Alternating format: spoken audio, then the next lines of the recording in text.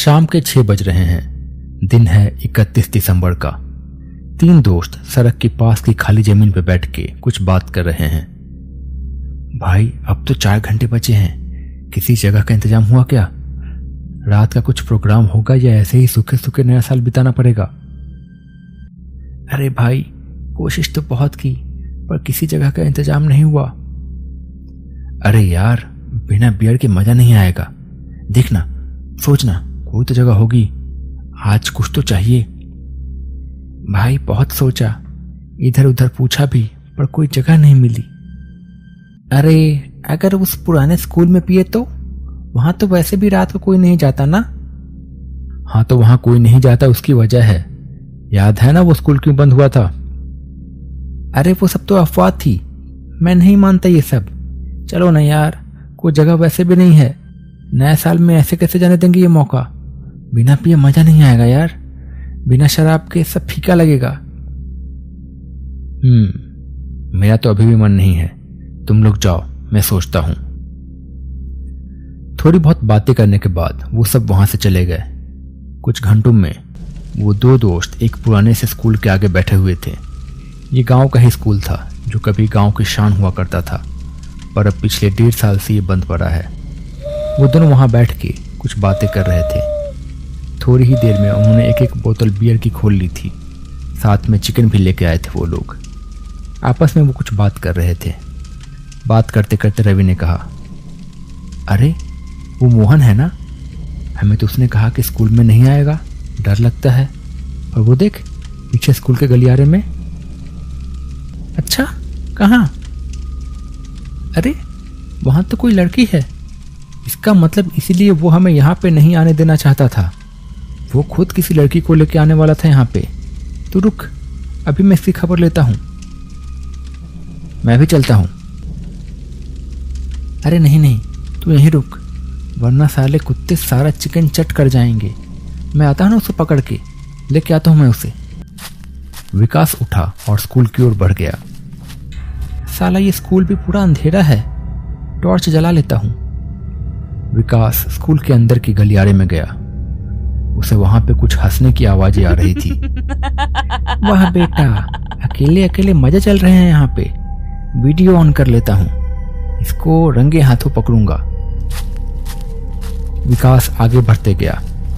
आगे जाने पे उसे एक कमरे के दरवाजे पे एक अजीब सा निशान दिखा। उसी कमरे के अंदर से हंसने की आवाजें आ रही थी। उसने दरवाजा खोला। फोन की रोशनी में उसने अंदर देखा। अंदर देख के वो घबरा उठा। उसने देखा कि सारा सामान अंदर का हवा में तैर रहा है। फोन की रिकॉर्डिंग में उसे एक परछाई दिखाई दी। उसने फोन नीचे रख के देखना चाहा, पर वहां कुछ भी नहीं था। वो वहां से निकल जाना चाहता था। वो गलियारे की ओर बढ़ा। उसे वहां भी चीजें उड़ती हुई दिखाई दी और वही परछाई। फोन की रिकॉर्डिंग में उसे वो परछाई दिखाई दे रही थी। उसने फोन नीचे रखा तो कुछ भी नहीं था। जैसे ही उसने फिर से फोन ऊपर उठाया तो उसे वो परछाई फिर से नजर आई। उसने फिर से फोन नीचे रखा तो वहां फिर से कुछ भी नहीं था। इस बार जैसे ही उसने अपना फोन उठाया, उसकी एक दबी हुई चीख निकली वहां पे। कुछ ही देर में वहां पे मोहन आया। क्या हुआ, अकेले अकेले क्यों बैठा है यहाँ पे? विकास कहाँ गया? अरे वो तो तेरे पीछे गया था ना स्कूल में, तू यहाँ कैसे आ गया? विकास नहीं मिला? अरे मैं तो अभी यहाँ पे आया हूँ।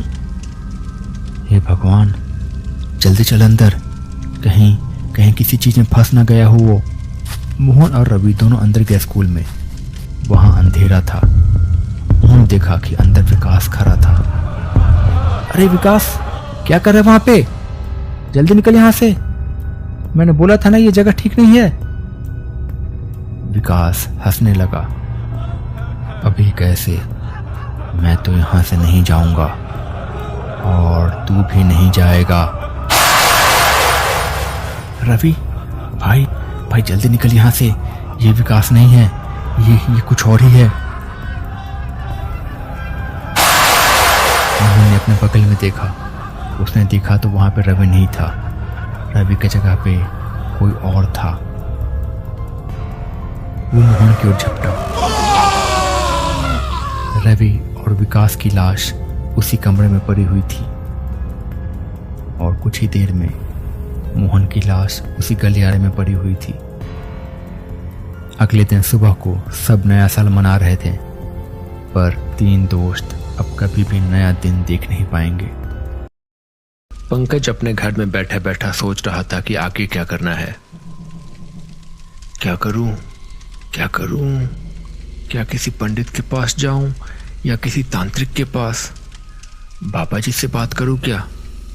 जो मैंने देखा है वो सच नहीं हो सकता। हर बार अलग अलग। आखिर ये कैसे हो सकता है? इसी सोच में बैठा वो परेशान हो रहा था। उसे समझ में नहीं आ रहा था कि वो क्या था और क्या हो रहा है उसके साथ। पास ही के गांव में एक बहुत पहुंचे हुए भगत रहते थे।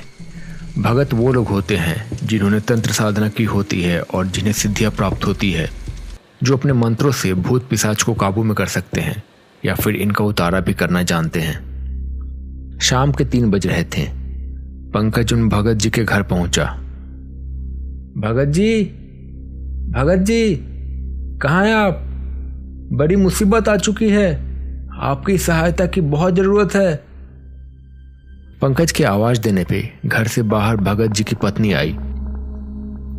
उसने बताया कि भगत जी घर पे नहीं हैं, पास के गांव गए हैं कुछ काम से, शाम तक लौटेंगे।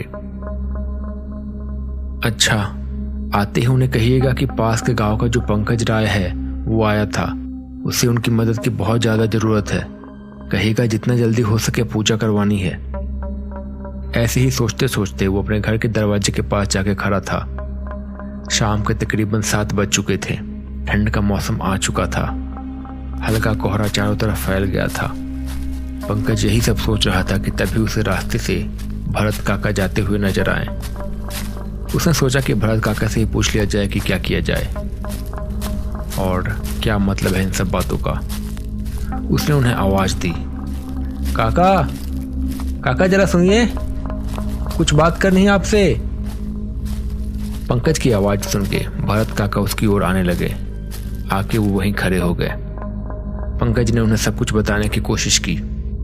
काका मैं बड़ी मुसीबत में हूँ। समझ नहीं आ रहा है कि ये क्या हो रहा है। जो मैंने देखा था क्या वो सच था या फिर मैंने कुछ और ही देख लिया है। मुझे कुछ भी पता नहीं है क्या चल रहा है। ना जाने क्या है ये सब। भरत काका गौर से उसकी बात सुन रहे थे। पंकज ने आगे बताना जारी रखा। आप तो जानते हैं ना, मेरा नया घर बन रहा है और घर का काम सुबह से शाम तक चलता है। शाम को सारे मजदूर वापस चले जाते हैं। उसके बाद शाम को और सुबह में पानी देना होता है घर पे, ताकि प्लास्टर मजबूत बन सके। आमतौर पे मैं 6 बजे तक पानी दे के आ जाता हूँ घर पे, पर इस बार मुझे थोड़ी देर हो गई थी। मैं कुछ काम में फंस गया था। मैंने सोचा कि रात को जब खेतों में पानी देने जाऊंगा तभी घर पे भी पानी दे दूंगा। मैं रात को खेतों में पानी देने के लिए गया। मैंने जाके मोटर घर में मोटर ऑन कर दिया। उसके बाद मैं अपने घर की ओर चल पड़ा। वहां मैं अपने नए घर पहुंचा। घर का काम अच्छा चल रहा था। घर लगभग पूरा हो गया था। बस अंदर बाहर से फाइनल प्लास्टर करना बाकी था और खिड़कियां लगानी बाकी थी और दरवाजे भी। मैंने बाल्टी उठाई और मैं अंदर जाने वाला था पानी लेने के लिए। तभी मुझे एहसास हुआ कि शायद अंदर कोई है। पहले मुझे लगा कोई आवारा कुत्ता या जानवर होगा। आप तो जानते ही हैं, ठंड के दिनों में अक्सर जानवर ठंड से बचने के लिए इधर उधर छुप जाते हैं। पर मैंने ध्यान से देखा तो लगा कि शायद कोई इंसान है, क्योंकि मुझे कपड़े दिखे। मैं खिड़की के पास आ गया और गौर से अंदर देखने की कोशिश की। मैंने देखा कि अंदर एक आईना रखा हुआ था, जिसके अंदर मैं खुद को ही देख पा रहा था। फिर कुछ सोचने के बाद मेरे रोंगटे खड़े हो गए। मैंने कोई आईना नहीं रखा था घर में, और इतना बड़ा आईना कोई और रख भी नहीं सकता था। अब मुझे डर लगने लगा। सामने मैं ही खड़ा था और मैं खुद ही खुद को देखे जा रहा था, पर वो मैं नहीं था। अचानक से सामने जो कुछ भी था वो धीरे धीरे हंसने लगा। उसके होंठ हंसते हुए बहुत बड़े हो गए, जैसे कि पूरा चेहरा ढक गया हो। उसकी आंखें मुझे ही देख रही थी, पर मैंने ध्यान दिया कि उसकी आंखों में पुतलियां नहीं थी, बस अंधेरा था, जैसे मेरी आत्मा के भीतर तक झांक रही हो। मैं बहुत ज़्यादा डर गया और मैं वहाँ से दौड़ पड़ा अपने घर के लिए। मुझे पीछे से आवाज़ सुनाई दी, कहाँ जा रहे हो? आओ, पानी देना है, घर को पानी देना है, देखो मैं भी हूँ। मैं जैसे तैसे अपने घर पहुंचा और दरवाज़ा बंद कर लिया, पर फिर बीच रात में खिड़की के पास दस्तक हुई। मैंने बाहर देखा तो वो जो कुछ भी था खिड़की से बाहर ही खड़ा था। वो मुझे बाहर बुला रहा था। जैसे तैसे मैंने रात काट दी और दिन भर परेशान रहा। मुझे समझ में नहीं आ रहा मैं क्या करूं। अच्छा हुआ तुमने मुझे ये सब बता दिया। चलो मेरे साथ, दिखाओ कहाँ हुआ ये सब। पंकज काका की बात सुन के उनके साथ उन्हें वो जगह दिखाने चल पड़ा। इस वक्त शाम के 7:30 बज चुके थे। चलते चलते वो लोग उसके खेत के पास पहुंचे और वहां पर ही मोटर घर था और खेत में पानी वहीं से जाता था। वहां पानी का एक छोटा सा टैंक भी था। काका ने कहा, चलते चलते थक गए होगे, थोड़ा हाथ मुंह धो लेते हैं। पर एक साथ हाथ मुंह धोना सही नहीं होगा, ना जाने कहां से क्या आ जाए। पहले तुम हाथ मुंह धो लो और मैं नजर रखता हूं, फिर मैं धो लूंगा और तुम नजर रखना। पंकज भी चलते चलते थक चुका था और नींद नहीं होने की वजह से वो और थक गया था। उसे भी सुझाव सही लगा और वहां मुंह हाथ धोने के लिए झुकने वाला था, पर पानी की ओर देखते ही उसके होश उड़ गए। वो डर से कांपने लगा। उसने जो देखा उसकी आंखें खुली की खुली रह गई। पानी में उसकी और काका की परछाई पड़ रही थी, पर काका की जगह कोई और था। ये वही था जिसे उसने कल शाम को देखा था। वो पानी में पंकज की ओर देख के मुस्कुरा रहा था। बेहद भयानक सी हंसी हंसे जा रहा था। पंकज अचानक पीछे मुड़ा और उसके सामने वही छलावा था। अब वो अपने असली रूप में आ चुका था। वो पंकज की ओर बढ़ने लगा। हाथ उसके धीरे धीरे लंबे होने लगे। आंखें पूरी तरह से काली हो गई। वो पंकज के ऊपर झपटने ही वाला था कि तभी पंकज ने अपनी जेब से भभूत निकाला और उस छलावे के ऊपर फेंका।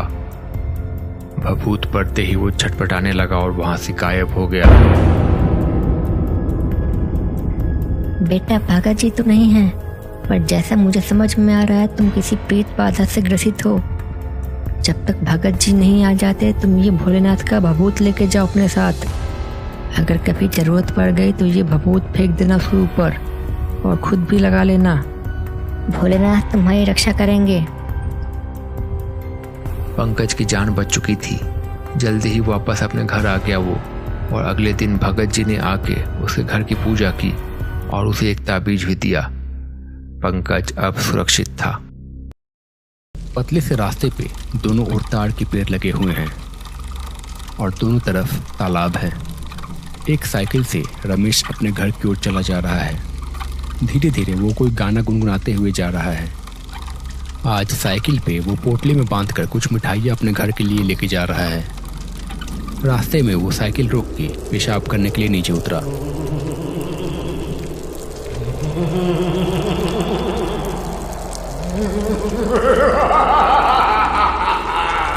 फिर थोड़ी देर में वो फिर से साइकिल पर सवार होके अपने गांव की ओर चल पड़ा। झारखंड में एक छोटा सा शहर है दुमका। ये शहर झारखंड की संस्कृति को बहुत अच्छे तरीके से दर्शाता है, पर अभी भी शहर से कुछ ही दूर जाने पे आबादी कम हो जाती है। लोग कम है, घर कम है, रास्ते खुले हुए हैं और आसपास जंगल है। ऊंचे ऊंचे ताड़ के पेड़ हैं और कहीं कहीं पे तालाब और पोखर भी है। दुमका के बाहरी इलाकों में भी कई छोटे बड़े मकान हैं, कुछ कच्चे तो कुछ पक्के। यहाँ एक शिव जी का बहुत ही प्रसिद्ध मंदिर है, बाबा शुमेश्वर नाथ। कई राज्यों से लोग यहाँ पे आते हैं दर्शन के लिए। यहाँ के लोग बहुत ही सीधे साधे हैं। बाहरी दुनिया की चकाचौंध से इन्हें कोई मतलब नहीं है। इनके लिए शाम को मिलके एक दूसरे से गप मारना और साथ में बैठ के चाय पी लेना, इसी में इन्हें खुशी मिलती है। एक शाम हरिया की चाय की टपरी पे नरेंद्र बाबू, समर और धीरज बैठ के चाय पी रहे थे।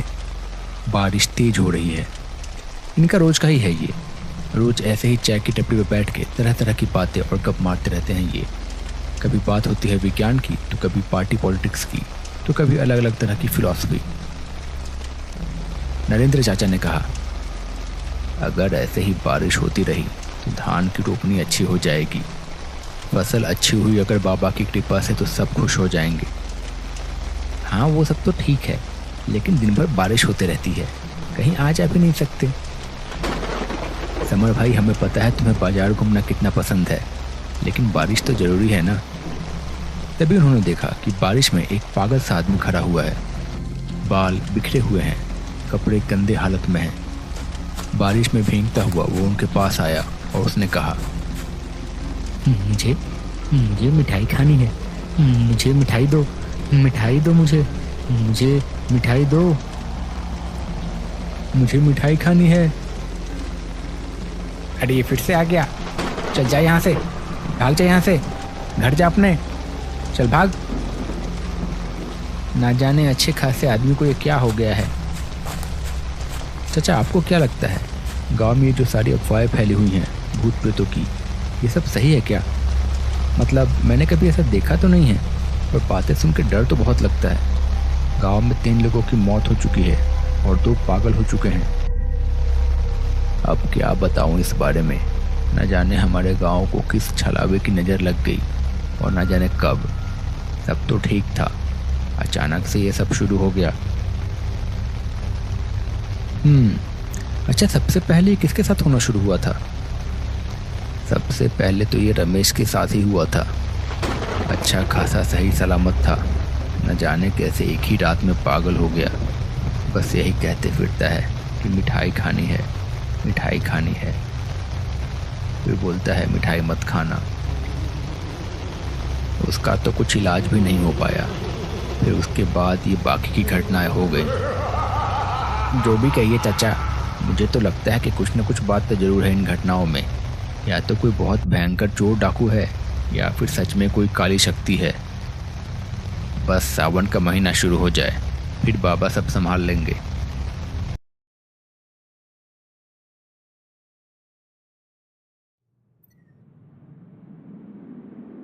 आज तो कोई नहीं है घर पे, सब नानी के घर गए हैं। आज अच्छे से खाना बनाऊंगा और आराम से खाऊंगा। वाह, ये मिठाई तो बड़ी अच्छी लग रही है। पापा, पापा मुझे मिठाई नहीं दोगे? कौन है वहां? गुड्डू, तुम यहाँ कैसे आ गए? और मम्मी कहाँ है तुम्हारी? और ये तुम लोग इतनी रात में नानी के घर से यहाँ कैसे आ गए और क्यों? पापा, पापा, पापा मुझे मिठाई दो ना। हाँ दूंगा बेटा। एक ही, मुझे नहीं देंगे मिठाई? मुझे मिठाई खानी है, मुझे नहीं देंगे मिठाई? अरे तुम, क्या सब ठीक तो है ना? क्या हुआ है? और ऐसे अंधेरे में क्यों हो तुम लोग? मुझे नहीं देंगे मिठाई? नहीं देंगे? नहीं देंगे तो मैं इसे खाऊंगी।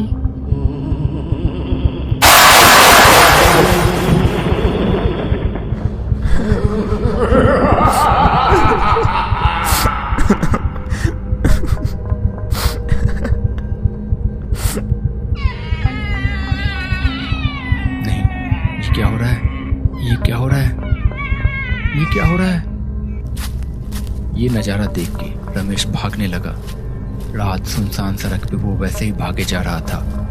भागते भागते वो एक पेड़ के पास पहुंचा और हांफने लगा। के पीछे से कोई निकल के बाहर आई। मुझे नहीं देंगे मिठाई, मुझे मिठाई खानी है, मुझे मिठाई दो। ऐसा कहते ही उसका सारा शरीर देखते ही देखते बहुत भयानक रूप में बदल गया। रमेश को समझ नहीं आया कि क्या हो रहा है और वो वहीं बेहोश हो गया। अगले दिन जब वो सुबह उठा तो वो पागल हो चुका था। रात की घटना ने इतना गहरा असर डाला था उस पर कि क्योंकि उसे कुछ भी समझ में नहीं आ रहा था कि क्या हुआ। सोचने समझने की शक्ति खो बैठा था वो, बस कुछ भी बड़बड़ाए जा रहा था। मीठा खाना है, मीठा खाना है, मुझे मिठाई नहीं दोगे?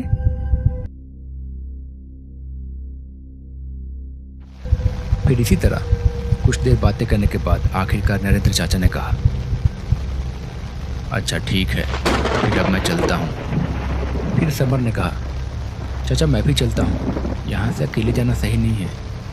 रास्ते पे मंदिर की सरहद ख़त्म हो जाती है तो उसके बाद फिर बहुत सारी घटनाएं होती है, मैं भी आपके साथ चलता हूँ। अच्छा ठीक है, चलो साथ जाना ही ठीक है। ऐसा कह के दोनों उसी रास्ते पे निकल पड़े। रास्ते में वो लोग कुछ बात किए जा रहे थे। थोड़ी दूर में उनकी नज़र गांव के पुराने पानी की टंकी पे पड़ी। इस टंकी में अब पानी नहीं है। ये टंकी अंग्रेजों के ज़माने की है, ये बस ऐसे खड़ी है अब। उन्होंने देखा कि उस पुरानी पानी की टंकी पे कोई खड़ा था। चाचा चाचा वो देखिए पानी की टंकी की ओर। इतनी रात को पानी की टंकी के ऊपर कौन खड़ा है? अरे होगा कोई दारू पी के चढ़ गया होगा। अब जब नशा उतरेगा तो ठीक नीचे आ जाएगा, हमें क्या। चलो चलो जल्दी चलो, अब रात बढ़ रही है। समर और नरेंद्र चाचा ऐसे ही उसे देखते देखते आगे बढ़ने लगे। तभी थोड़ी देर में वो इंसान ऊपर से नीचे कूद पड़ा। ये देख के दोनों बहुत घबरा गए। वो दोनों जल्दी से जाके वहाँ पहुँचे, पर वहाँ तो कोई भी नहीं था। चाचा ये क्या है? ऐसा कैसे हो सकता है? पता नहीं, और जो भी था ठीक नहीं था ये। जल्दी जल्दी घर चलो अब। एक तो बारिश की वजह से वैसे ही सब और खाली है। इसके बाद वो दोनों रास्ते पे आगे की ओर चल पड़े। धीरे धीरे वो लोग गांव के पास पहुंच गए। अब कुछ घर दिखाई देने लगे थे। वहीं पे थोड़ी दूर पे गांव का पुराना कुआं था। उन्होंने देखा कि कुएं के ऊपर वही चाय वाला हरिया खड़ा था। इसकी दुकान पे बैठ के वो लोग चाय पी रहे थे। उसने उन्हें देखा और कहा, चाचा चाचा मुझे बचाओ, मुझे बचाओ चाचा। और ऐसा कह के वो कुएं में कूद पड़ा। अरे ये क्या हुआ? ये हरिया यहाँ कैसे? और ये कूद क्यों पड़ा? चलो चलो जल्दी चलो, इसे बचाना पड़ेगा वरना कहीं डूब ना जाए। समर और नरेंद्र चाचा उसकी ओर भागे, पर उन्होंने देखा कि वहाँ कुएं में कोई भी नहीं था। समर ने फिर कहा, चाचा ये सब क्या हो रहा है? ये सब क्या था? हो ना हो ये सब छलावा है। अभी तो जितना जल्दी हो सके यहाँ से चलो घर। ये सब बात करके वो लोग जैसे जैसे अपने घर पहुँचे और किसी तरह से उस रात को सो गए। अगले दिन सुबह में सब शांत था। रात की बारिश के निशान अभी भी दिखाई दे रहे थे। आसमान में अभी भी बादल थे थोड़े बहुत, पर बारिश नहीं हो रही थी। लोग अपने अपने कामों में लगे हुए थे। कोई अपने घर का काम कर रहा था तो कोई अपने रोजगार के इंतजाम में था। नरेंद्र चाचा और समर वहीं एक जगह पे बैठ के कुछ बात कर रहे थे। शायद वो लोग कल रात की घटना के बारे में चर्चा कर रहे थे। वहाँ गांव के मंदिर के पुरोहित जी आए। उन दोनों को बहुत गहरी चर्चा में देख के उन्हें थोड़ा आश्चर्य हुआ, पर उन्होंने कुछ कहा नहीं। इतने में नरेंद्र चाचा की नज़र पुरोहित जी पे पड़ी और उन्होंने पुरोहित जी से पूछ लिया, पुरोहित जी प्रणाम। हाँ नरेंद्र बोलो, क्या बात है? बड़ी गहरी सोच में हो। चाचा ये छलावा, इसके बारे में क्या कहना है आपका? क्या ये लोगों का पीछा भी करता है? मेरा मतलब है कि अगर एक दिन मिल जाए तो क्या अगले दिन भी इसके मिलने के आसार होते हैं क्या? ऐसा कुछ तय नहीं है। किस्मत खराब रही तो बार बार मिल सकता है, जब तक कि कुछ नुकसान ना पहुंचा दे, पर आमतौर पे कम ही मिलता है ऐसा। लेकिन एक प्रजाति होती है जो बार बार पीछा करती है और कुछ न कुछ करके बहुत सारा अहित कर ही देती है। गांव में भी ऐसी घटनाएं आजकल बहुत बढ़ने लगी है। पर तुम क्यों पूछ रहे हो? कुछ हुआ है क्या? हाँ चाचा, कल रात को मुझे और समर को भी एक ऐसा छलावा मिल गया था। बड़ी मुश्किल से जान बचा के हम लोग भागे हैं वहां से। अब तो ये सारी घटनाएं दिन पे दिन बढ़ते जा रही है। इसका कुछ तो कीजिए। कुछ ना कुछ तो करना पड़ेगा। सुनो, मुझे हो सके तो शाम को मंदिर में मिलो और 2-4 लोगों को और लेते आना। मंदिर में क्यों पुरोहित जी? मंदिर में क्या होगा? वो सब मैं तुम्हें शाम को ही बताऊंगा। बस तुम आ जाना और कुछ लोगों को भी लेते आना। हमें कुछ इंतजाम करना पड़ेगा। अरे भाई, ये काम तो करेगा ना? मुझे तो डर भी लग रहा है। हाँ, एकदम काम करेगा। बस जैसा बताया है वैसा ही करना, वरना गड़बड़ हो गई तो फिर मुझे मत बोलना। अच्छा ठीक है, अब मैं जाता हूँ। जैसा आपने बताया है वैसा ही करूँगा। इस गरीबी को दूर करने के लिए बस अब यही उपाय दिख रहा है, वरना तो भूखे पेट ही दिन गुजर रहे हैं। ये समय है 1990 का। दुमका इस वक्त एक छोटा सा गांव ही है। आसपास ज़्यादा कुछ है नहीं, दूर दूर तक बस एक आध घर और कुछ पेड़। लोग भी बहुत कम हैं, जो है वो भी पढ़े लिखे नहीं हैं, बस खेती बाड़ी करके ही अपना जीवन बिता रहे हैं। जयेश बाहर से आके अपनी झोपड़ी में बैठा हुआ है। ना जाने कितने दिनों से गरीबी झेल रहा है। पहले तो कम से कम खाने को मिल जाता था, पर अब तो कुछ दिनों से वो भी नहीं मिल रहा है इसे। हड्डियां दिखने लगी है और बहुत ज़्यादा कमजोरी आने लगी है। मजबूर होकर वो कुछ भी करने को तैयार है। हर रविवार गांव में हाट लगता है। गांव के कुछ लोग हाट में अपनी अपनी दुकान लगाते हैं। कुछ लोग सब्जियां बेचते हैं तो कुछ लोग अनाज, तो कुछ लोग मांस मछली बेचते हैं। कहीं कहीं पे कोई मिठाई या ऐसा कुछ खाने का सामान भी बिकता है। जयेश शाम को भूखे पेट इसी हालत में टहल रहा था। हाट में बहुत सारी दुकानें दिख रही थी उसे। ललचाई नजरों से वो खाने की वस्तुओं को देख रहा था, पर अभी भी वो भीख मांग के नहीं खाना चाह रहा था। स्वाभिमान अभी भी भरा है इसमें। पर किसी से कुछ उधार लेके कुछ पैसे मिल जाए या फिर कुछ खाने का सामान मिल जाए तो वो तो हो सकता है, पर कोई उधार दे तो क्यों दे? गांव के लोगों ने पहले ही काफी उधार दिया है इसे, और उधार में सामान भी दिया है, पर अभी तक इसने कुछ भी चुकाया नहीं है। पर फिर भी हिम्मत करके वो चावल की दुकान के पास गया। सोचा किस्मत आजमा के देखता हूँ, कुछ मिल जाए तो अच्छा है। भाई, थोड़ा चावल दे दो, 4 दिन से कुछ नहीं खाया। हाँ, पर पैसे? पिछला उधार भी नहीं दिया है। दे दूंगा, जल्दी ही वो भी दे दूंगा, पर बस अब आज कुछ खाने को दे दो। माफ करना, पर अब मैं और कुछ नहीं दे सकता। अब मैं और उधार नहीं दे सकता तुम्हें। मुझे भी अपना धंधा करना है, तुम किसी और से पूछो जाओ। जयेश उदास सा मुंह लिए आगे बढ़ गया। उसे समझ में नहीं आ रहा था कि अब वो जाए तो कहाँ जाए, कैसे जिएगा, क्या खाएगा। थोड़ी देर में वो हाट के लगभग अंत में पहुंच गया। वहीं पे एक बड़ा सा पेड़ था। पेड़ के आसपास ज्यादा कुछ नहीं था। उस पेड़ के नीचे एक आदमी खड़ा था। वो आदमी उस गांव का नहीं था, देखने में भी थोड़ा अलग लग रहा था।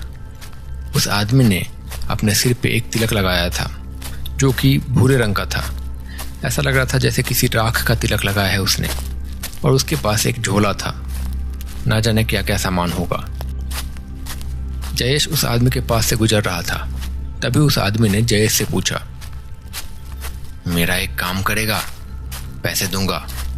जयेश ने उस आदमी को देखा और थोड़ा सोच के उसने कहा, कितने पैसे मिलेंगे? 500 रुपये दूंगा। जयेश के लिए उस समय 500 रुपये किसी सपने से कम नहीं थे। इसके लिए तो वो कोई भी काम करने के लिए तैयार था। फिर भी उसने पूछा, क्या काम करना पड़ेगा? किसी को नुकसान तो नहीं पहुंचाना है ना?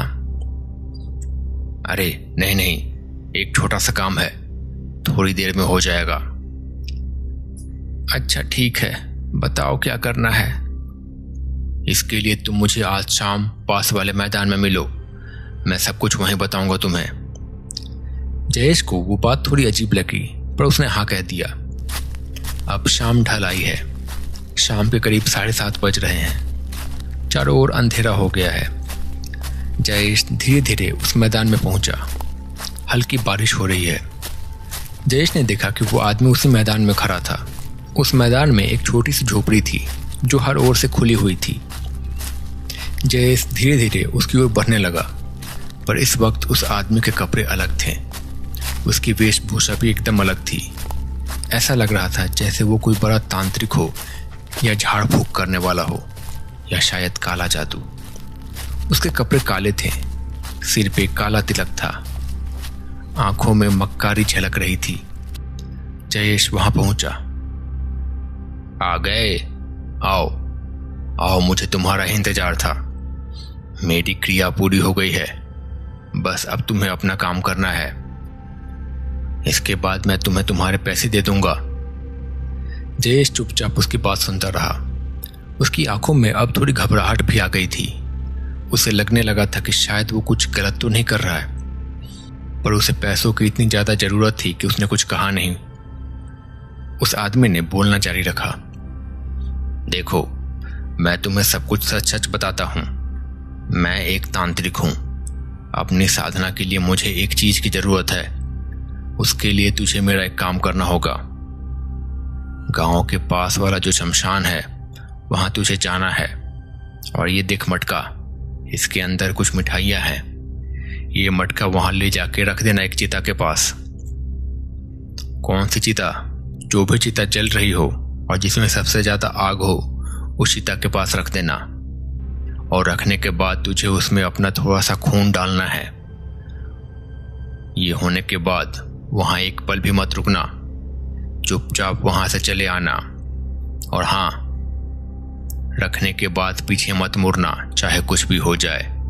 किसी से भी बात मत करना और सीधे आके मुझसे यहां मिलना। मैं यहीं पे तेरा इंतजार करूंगा। और घबराना मत, तुझे कोई कुछ नहीं करेगा। बस जैसा मैंने बोला है ठीक वैसा ही करना, थोड़ा भी इधर उधर नहीं। अरे भाई, ये ठीक तो है ना? मुझे तो डर भी लग रहा है।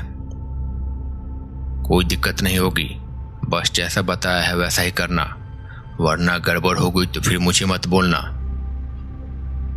अच्छा ठीक है, अब मैं जाता हूं। जैसा आपने बताया है वैसा ही करूंगा। इस गरीबी को दूर करने का बस अब यही उपाय बचा है लग रहा है, वरना तो भूखे पेट ही दिन गुजर रहे हैं। जयेश ने फिर कुछ पूछा नहीं उससे। उसने वो मटका लिया और चुपचाप शमशान की ओर चल पड़ा। रास्ता उसे आज बहुत ही सुनसान लग रहा था। उसे ऐसा अंदेशा लग रहा था जैसे कुछ बहुत बुरा होने वाला है। चारों ओर सन्नाटा था, यहाँ तक कि झिंगुरों की और उल्लुओं की आवाज भी सुनाई नहीं दे रही थी। हर ओर खामोशी थी, एक अजीब सी खामोशी।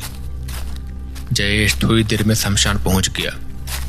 शमशान पहुंचने से पहले वहां पे एक बड़ा सा गेट लगा हुआ था और उसके चारों तरफ बाउंड्री थी।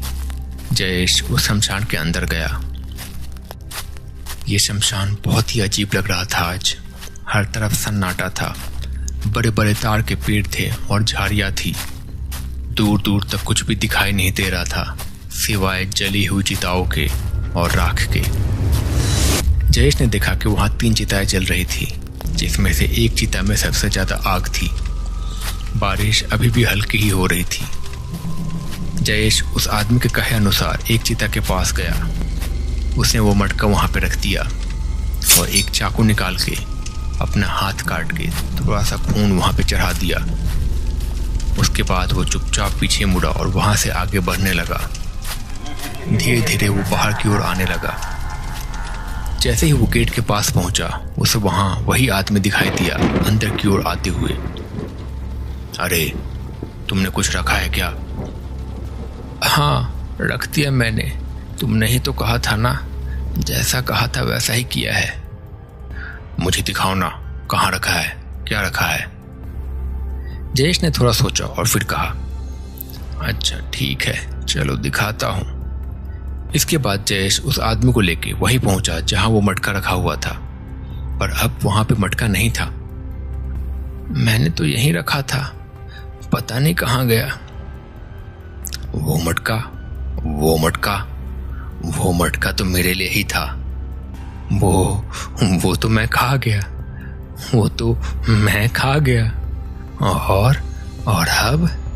और अब मैं तुझे खाऊंगा। दोगे ना? तुमने तो खुद को मुझे चढ़ाया है ना। तुम मुझे दोगे ना? मुझे वश में करना चाहते थे ना, अब मैं तुझे खाऊंगा। इतना कह के वो आदमी अचानक से एक शैतान में बदल गया, वही भयानक शैतान जो रमेश को दिखा था। छलावा आजाद हो चुका था, शुरू हो चुका था कुछ बेहद भयानक। थोड़ी देर के बाद उसी झोपड़ी में जयेश पहुंचा, पर वो बारिश में भीगते हुए पहुंचा था। मुझे और मिठाई चाहिए, मुझे मिठाई दो, मुझे मिठाई खानी है, मुझे और मिठाई खानी है। वो मिठाई बस मटके के लिए थी, तुम्हारा काम हो गया है। अब कल सुबह मिलना मुझे उसी हाट के पास, वहीं पे। थोड़ी देर में मुझे पता चल जाएगा कि मेरा काम हुआ कि नहीं। मुझे मिठाई खानी है, मुझे मिठाई दो, मुझे मिठाई दो, मुझे मिठाई खानी है, मुझे मिठाई खानी है, वरना मैं तुझे खाऊंगा, मैं तुझे खाऊंगा, मैं तुझे खाऊंगा। अगले दिन शमशान के गेट के पास जयेश की लाश मिली और उसी झोपड़ी में उस तांत्रिक की लाश मिली। गांव वाले सब बहुत डरे हुए थे कि आखिर ये कौन था और क्या हुआ। पर उस दिन के बाद से गांव में एक अजीब सा आतंक फैल गया। गांव में हर कुछ दिन के बाद एक लाश मिलने लगी, जैसा कि आजकल मिल रही है। ना जाने कितने मौतें हुई। फिर गांव के बड़े बुजुर्गों ने मिलकर एक बहुत पहुंचे हुए तांत्रिक को बुलाया और उस तांत्रिक ने आके उस प्रेत आत्मा को उसी घड़े में कैद कर दिया। तो फिर क्या वो कैद हो गया? सब ठीक हो गया? और अगर ऐसा है तो फिर ये फिर से कैसे हो रहा है? पुरोहित जी, क्या हो रहा है? हमें कुछ तो करना होगा ना इसका, ऐसा तो नहीं चल सकता। हाँ,